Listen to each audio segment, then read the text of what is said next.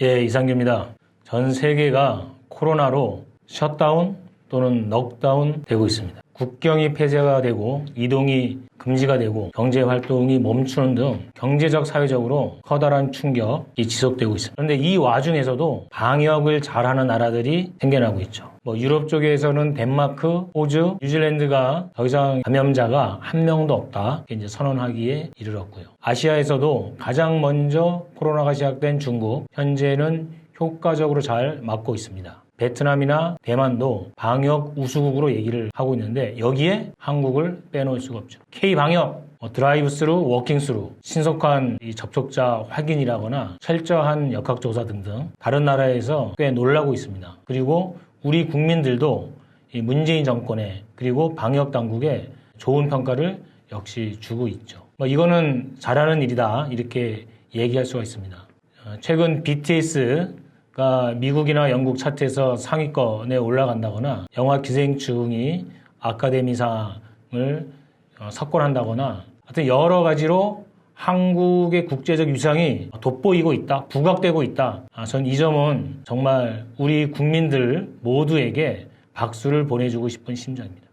근데 여기에 비해서 미국은 지금 어떻죠? 확진자가 200만 명이 넘어가고 사망이 10만 명 넘어섰습니다.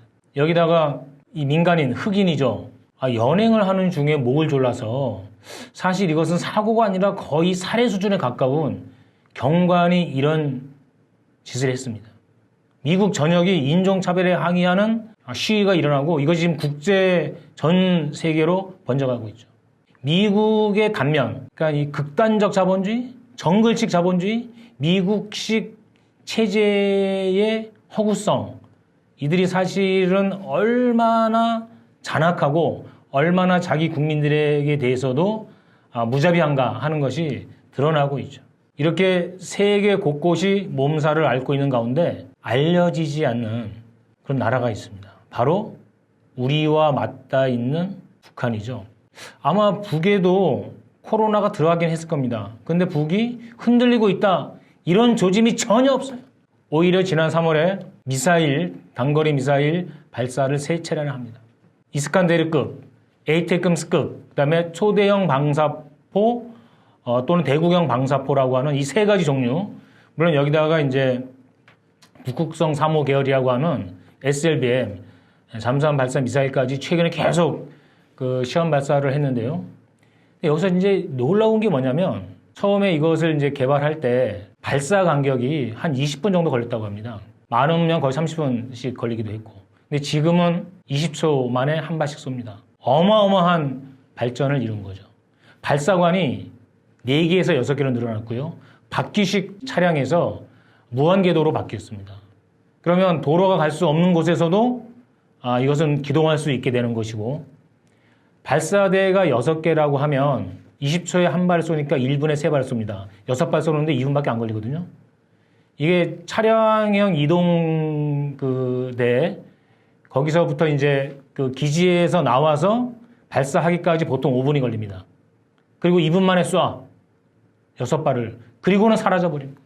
이거는 미국의 세계 최강 미군의 최첨단 정보 자산을 갖고도 사전 탐지가 불가능해지는 거죠. 여기다가 이 단거리 미사일, 특히 이 초대형 방사포의 경우 고도가 50km 미만입니다.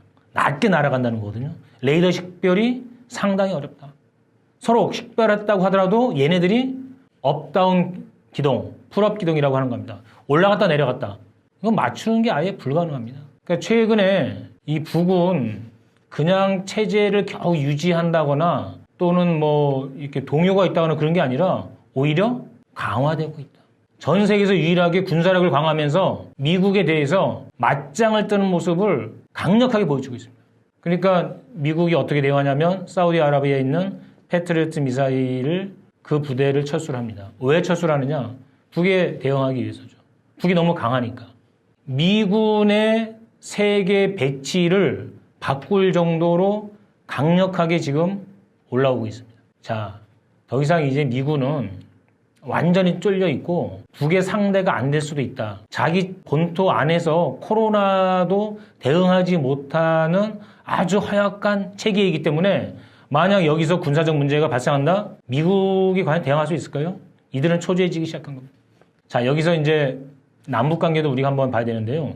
북미 관계가 잘 풀리면 남북 관계 풀릴 수도 있다는 거의 망상에 가까운 전망을 소위 전문가라고 하는 대북 전문가들이 이야기하고 있는데 전혀 그렇지 않습니다. 제가 작년부터 계속 이야기하지만 북에서 하는 말은 해석하거나 분석할 필요가 없어요.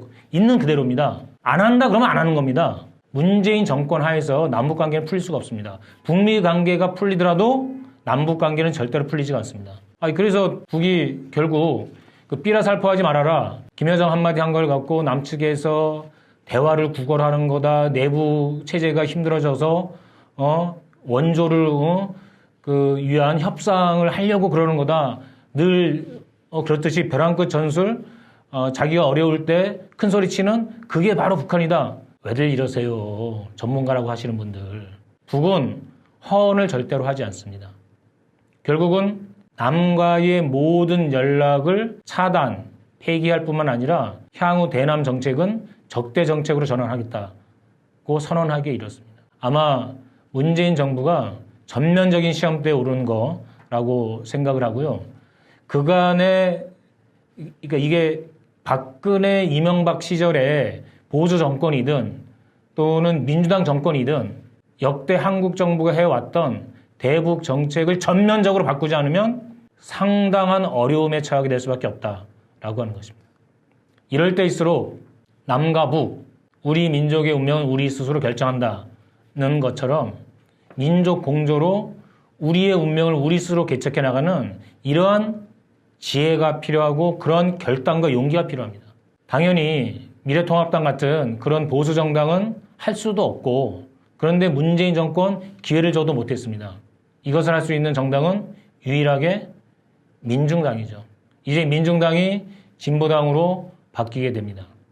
우리 민족의 운명 그리고 노동자, 농민, 민중과 함께하는 그곳에 늘 민중당이 진보당이 앞장서겠습니다.